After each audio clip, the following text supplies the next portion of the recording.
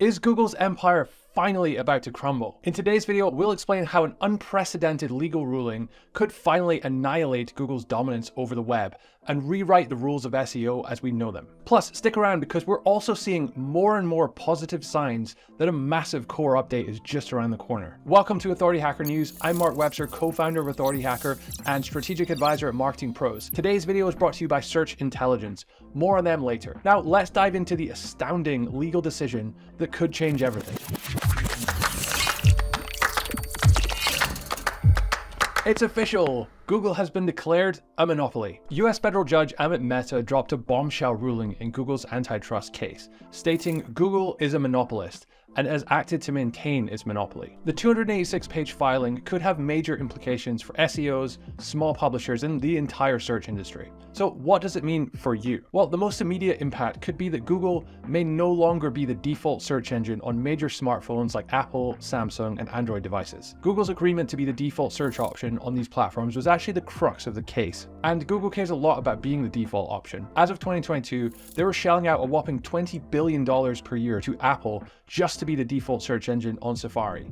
It makes sense when you consider the numbers. According to a tweet by SEO expert Marie Haynes, 50% of all general search queries in the US come through these default search agreements. Losing this advantage could be a serious blow to Google's dominance. One possible outcome is that users may be given a choice of search engine when setting up a new device. This choice would likely only be presented once, so the impact could be minimal if most users stick with what they know, good old Google. But here's where it gets interesting for SEOs. If other search engines like Bing start to gain traction, you might need to start paying more attention to them. That could mean signing up for Bing Webmaster Tools and potentially more work for SEOs across the board, which could be good or bad news for you depending on whether you sell SEO or do SEO for your own site. One thing is sure though, if you want to work less as an SEO, you should subscribe to our YouTube channel. Every week we deliver bite-sized, actionable insights on the latest SEO trends and search marketing breakthroughs. Instead of spending hours each week reading through the latest news, hit that subscribe button and get all the latest info in video form in just 10 minutes per week. Back to the potential shakeup in search.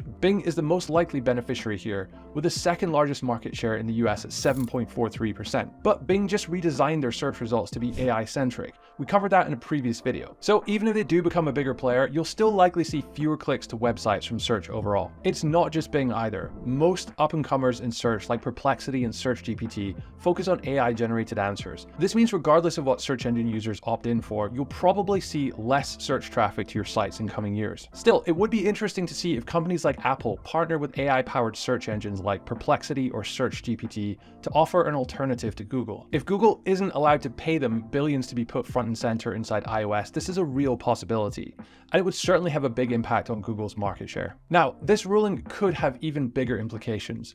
Google's main services, Search, YouTube, and Chrome, might be broken up into separate companies. This could seriously impact Google's ability to track user behavior. This may sound good at first, but it would seriously diminish their ability to generate higher ROI for advertisers, which would probably mean that RPMs go down for publishers. We also know from the recent Google algorithm leaks that they use Chrome click data as part of their nav boost algorithm, one of the core algorithms driving Google search. If they lose access to Chrome data due to being broken up, we could see a significant change in how Google's algorithm works at its core. This single move could undo a lot of the work they've done with the HCU and the latest March core update. But before we get ahead of ourselves, let's talk about the likelihood of this ruling being overturned. John Byrne, a Fortune 100 lawyer, said in a tweet that it's highly unlikely. He points out the painstaking detail in the judge's findings, which makes it hard to overturn on an appeal. Another lawyer, Greg Sterling, tweeted that this ruling could result in a breakup of Google and other draconian measures. It's also worth noting that this is a bipartisan case.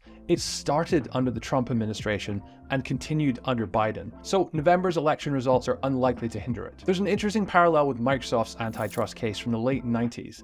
That case focused on Microsoft making it difficult to uninstall Internet Explorer and choose other browsers. While it didn't change things overnight, the case took 6 years from start to finish, it eventually opened up the space for other browsers, including Google Chrome, which now dominates with 65% global market share. And Netscape, one of the most popular browsers then, still died. So there's no guarantee that up-and-comers like Bing or Perplexity will ultimately benefit. So what does that mean for the future of Google? Well, the stock market often gives us a clue about companies' prospects. Google stock did take a 4.59% dip, but the market overall had a downturn, so it's hard to pin the dip entirely on this ruling. Interestingly, investors don't seem too concerned about a potential company breakup, perhaps because any changes will likely be a long way off. In the short term, not much is likely to change. Small publishers still need to adapt to the ongoing shift away from relying solely on search traffic. Regardless of Google's future, they'll have to fight harder for a smaller share of traffic coming from a wider array of sources. Even if major changes do come,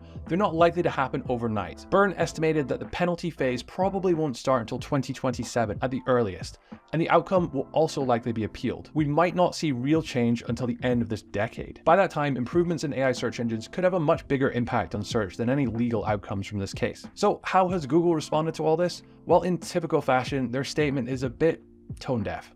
In a tweet, they said, "This decision recognizes that Google offers the best search engine." Unsurprisingly, this didn't go down too well with small publishers on X, who pointed out Google's clear deterioration in search quality. Before we get to our next story, a quick announcement. We're looking for a new researcher, scriptwriter for Authority Hacker News. If you're a total SEO geek, itching to level up your industry knowledge, and want to master the valuable skill of scriptwriting, and you're excited about joining one of the fastest rising SEO YouTube channels, then this opportunity is for you. Apply now using the link in the description. It looks like Google's gearing up for another major algorithm update, which could drop any day now. SEO expert Barry Schwartz reports that Google's search ranking volatility is off the charts. SEMrush's SERP volatility tracker is sitting at a whopping 9.3 rating, what they call a Google quake. But before you get too excited, let's pump the brakes a bit. SEO consultant Glenn Gabe has been tracking over 380 sites hit by the HCU update, and so far, he hasn't seen any of them bouncing back. That doesn't necessarily mean that there won't be recoveries though. We'll have to wait and see what unfolds